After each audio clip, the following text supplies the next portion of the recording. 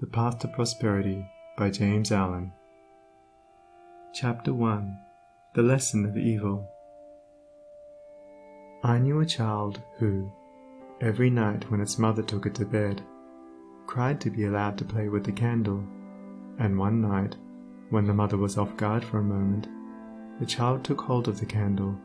The inevitable result followed, and the child never wished to play with the candle again. By its one foolish act it learned perfectly the lesson of obedience, and entered into the knowledge that fire burns.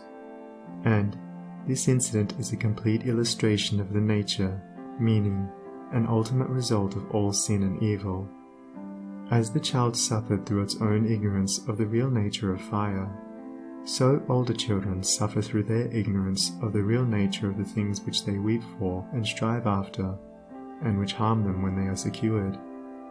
The only difference being that in the latter case, the ignorance and evil are more deeply rooted and obscure. Evil has always been symbolized by darkness, and good by light, and hidden within the symbol is contained the perfect interpretation, the reality.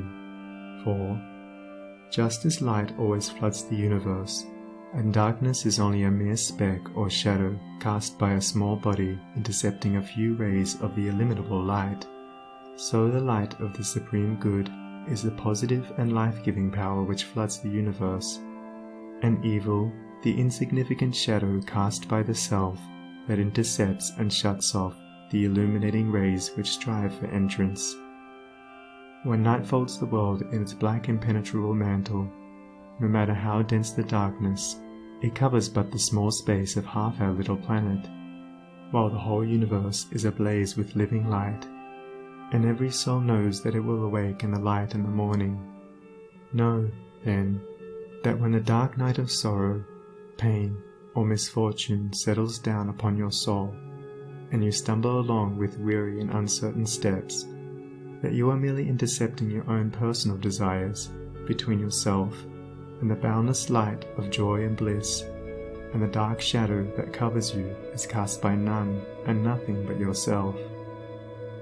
And just as the darkness without is but a negative shadow, an unreality which comes from nowhere, goes to nowhere, and has no abiding dwelling place, so the darkness within is equally a negative shadow, passing over the evolving and light-born soul.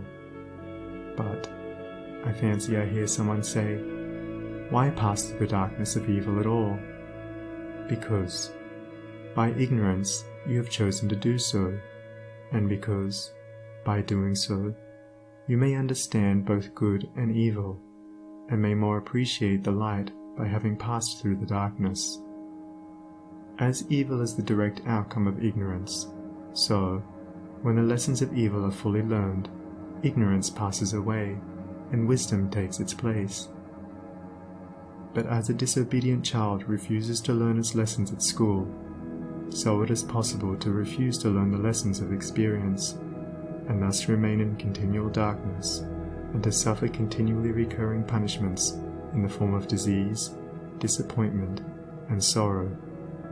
He, therefore, who would shake himself free of the evil which encompasses him, must be willing and ready to learn, and must be prepared to undergo that disciplinary process without which no grain of wisdom or abiding happiness and peace can be secured.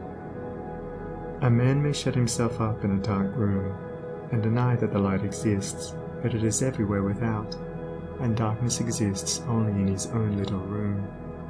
So you may shut out the light of truth, or you may begin to pull down the walls of prejudice, self-seeking, and error which you have built around yourself, and so let in the glorious and omnipresent light.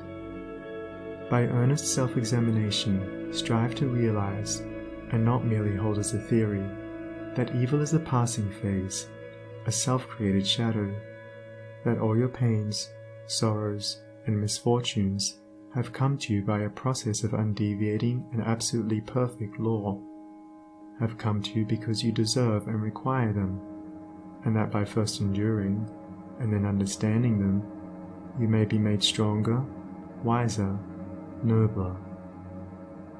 When you have fully entered into this realization, you will be in a position to mold your own circumstances, to transmute all evil into good, and to weave, with a master hand, the fabric of your destiny.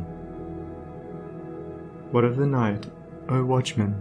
Seest thou yet the glimmering dawn upon the mountain heights, the golden herald of the light of lights? Are his fair feet upon the hilltop set? Cometh he yet to chase away the gloom, and with it all the demons of the night? Strike yet his darting rays upon thy sight? Hearest thou his voice, the sound of error's doom? The morning cometh, lover of the light. Even now he gilds with gold the mountain's brow. Dimly I see the path whereon even now his shining feet are set toward the night. Darkness shall pass away, and all the things that love the darkness and that hate the light shall disappear forever with the night. Rejoice, for thus the speeding herald sings. Thank you for watching this video. Don't forget to subscribe, share and like it. Tell me in the comments how did you like it? See you on the next video.